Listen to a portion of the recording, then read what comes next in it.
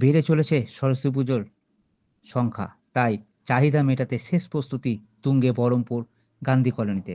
হাতে আর 4 দিন সময়, সরস্বতীর বন্দনায় মাতল বাংলাবাসী।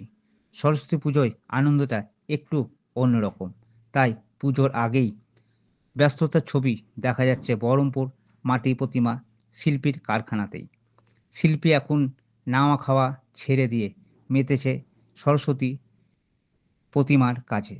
স্কুল, কলেজ, পাড়ার মোড় এবং সব জায়গাতেই এই সরস্বতী পুজোয় মাতে বাংলাবাসী। আমার কতগুলো ঠাকুরের অর্ডার আছে? 50টা। মোটামুটি কতদিন, মানে পুজোর কত আগে কমপ্লিট করতে পারবো? 2 দিন আগে। 2 দিন আগে। হ্যাঁ, এখানে কত টাকার থেকে শুরু? 1,500 টাকা থেকে 4,000। তো কতটা, মানে কিভাবে তোমাদেরকে এটা পরিশ্রম করতে হয়? প্রথম থেকে কীভাবে কাজ করো? আর দিন রাত এক করে টেনশন থেকে একটা মাথায় এই ঠাকুরটাকে আগের দিন তৈরি করে দিতে হবে। মানে এই ঠাকুর বানাতে গেলে কি কি সরঞ্জাম লাগে আর কীভাবে করো? খড়, দড়ি, মাটি, রং, পেরেক, হাতুড়ি, বাঁশ, যা যা লাগে জিনিসপত্র।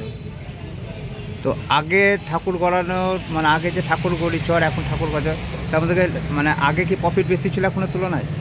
না না, এখন যা নিজে আসে মাসায় সারি। আগে থেকে কি পুজো কমেছে না বেড়েছে তোমাদের অর্ডার? এখন বেড়েছে। বেড়েছে।